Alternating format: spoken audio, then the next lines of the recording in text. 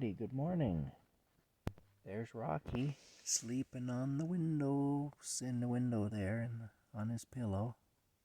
Fast asleep. He's had his treats this morning and everything, so he's pretty happy. Well, since last Wednesday,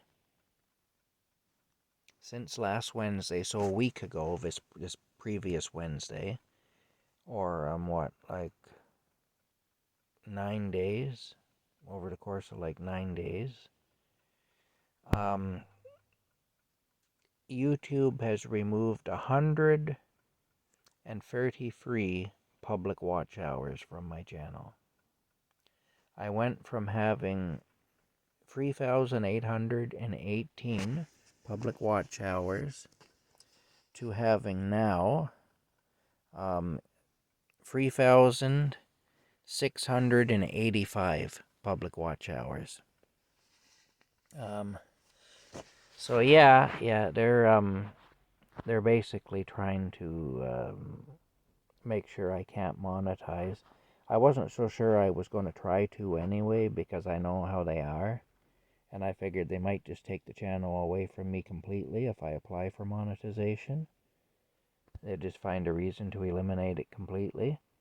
So what they're doing now actually proves me right that they would do that if they were to allow me even to get to the point where I could apply to monetize, which it appears they're not going to do.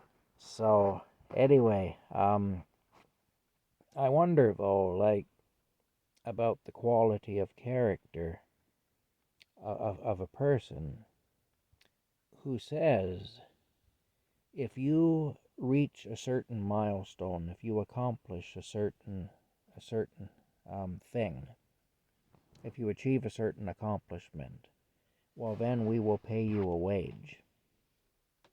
And then, when you are right on the verge of achieving that accomplishment that would qualify you for the thing that they promised you, they just arbitrarily steal that accomplishment away from you, so they don't have to pay you.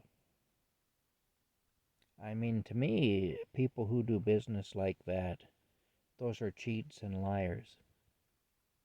Those aren't honorable people. You know, the Bible says, and again, maybe I'm not qualified to preach the Bible. I'm kind of a sinful outfit myself, but I am honest in my business dealings, though. That's one thing. But the Bible does say that if a man can be trusted in small things, then he can be trusted in bigger things. Well, the same applies the opposite way. If a man can't be trusted in small things, then he can't be trusted in bigger things. And the thing is, these people who are running social media, they're in the club. You know, the club that George Carlin talked about. If you ever seen his monologues, where he says monologue or whatever, his comedy act, where he says it's a big club and you ain't in it. Well, they are in it. And they're in with the people. They're part of that group that's promoting and trying to push globalism and, the International World Health Organization Treaty, which would give the World Health Organization, which is run, by the way, by a war criminal. Tedros is actually a war criminal. He's running it. It would put a war criminal in charge of the world. It's about the equivalent of putting Dr. Joseph Mengele in charge of the world. You know, it doesn't make any sense. It's, unless, of course, you're evil. If you're evil and you have evil intentions, then it makes sense. But otherwise, it doesn't. Like I say, these people can't be trusted in small things. So why would we want them having absolute control over everything? Actually having the power to decide every little aspect of our private lives, to regulate us and decide everything for us. Why would we want these people to basically be our parents? because that's basically the role they'd be taking. They'd be taking on the role of parent or guardian over us if we allow it. Why would we want to relinquish our adulthood to them? I can tell you, I earned my adulthood. You know, I had a childhood, and it was, like I say, it wasn't perfect. It was rough in a lot of ways, but it served the purpose that childhood is supposed to serve, in the sense that it taught me the lessons that I needed to learn to be an adult. And then when I was a young adult, whatever lessons I hadn't been taught, I got taught them too. And every lesson I've been taught roughly. I've literally had these lessons beat into me, and in many cases, literally beat into me. And so I've earned my manhood, I've earned my adulthood. I'm 55 years old now. I've seen things that would just about turn a lot of people's stomachs, and I've experienced things and survived things that were rough. So we're just really rough, is all. And I'll be damned if I'm going to let the likes of Bill Gates and Klaus Schwab and Justin Trudeau and that senile old fool Joe Biden and Tedros, the war criminal. I'll be damned if I'm going to allow them to decide for me what I'll eat, where I'll live, if I'll live,